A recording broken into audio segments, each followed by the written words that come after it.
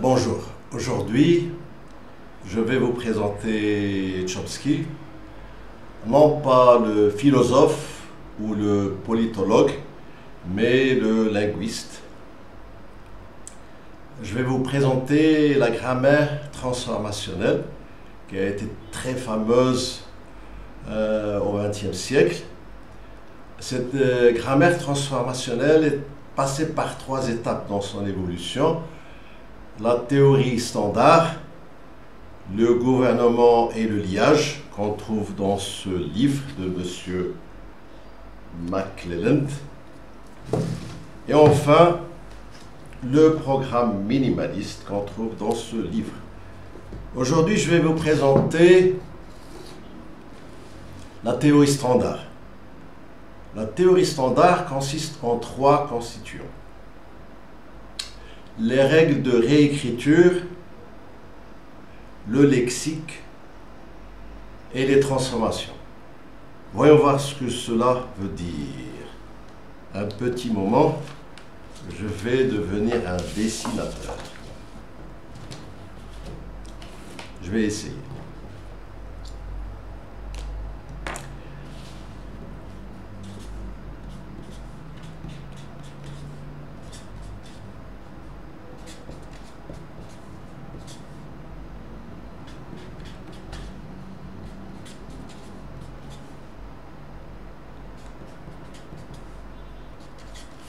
Les règles de réécriture sont comme suit.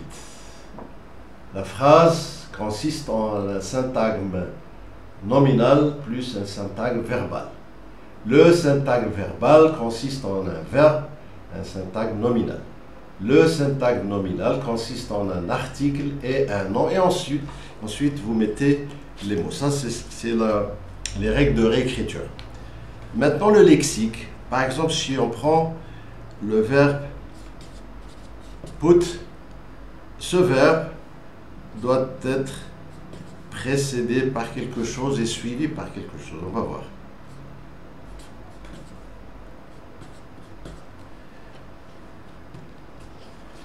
Le verbe put doit être précédé par un syntagme nominal, suivi par un autre syntagme nominal et un syntagme prépositionnel.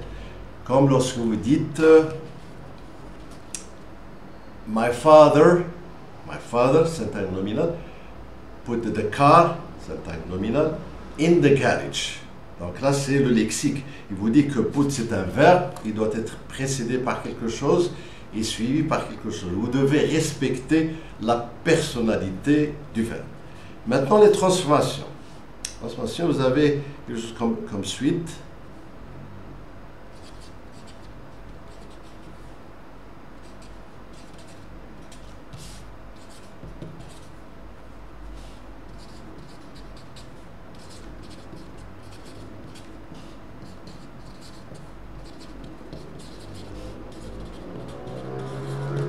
Excusez mon écriture un peu rapide, trop rapide. Which car did your father put in the garage? Quelle voiture ton père a mis dans le garage? Pour Chomsky, cette phrase, c'est la structure superficielle, mais la structure profonde est comme suite. D'habitude, les gens, lorsqu'ils parlent et ils boivent. Ils boivent, mais aussi ils se mettent de grands morceaux, comme ça ils mangent.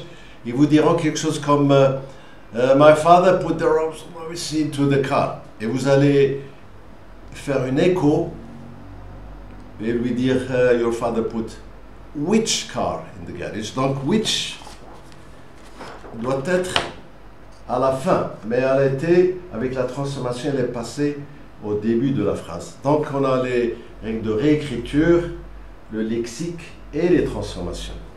Now let me try in English. Today I'm going to talk about Chomsky, not the politologue or the philosopher, but the linguist, where he became very famous in the early 50s with his transformation grammar. And this transformation grammar went through three stages in its evolution: the standard theory, the government and binding. And here I salute my colleague Clive McLean, to whom this book belongs. Clive McLean from Texas. And finally it ended up with the minimalist program. Today I want to tell you a little bit about the standard theory. It consists of three components: phrase, structure rules, lexicon, and transformations. Phrase, structure rules.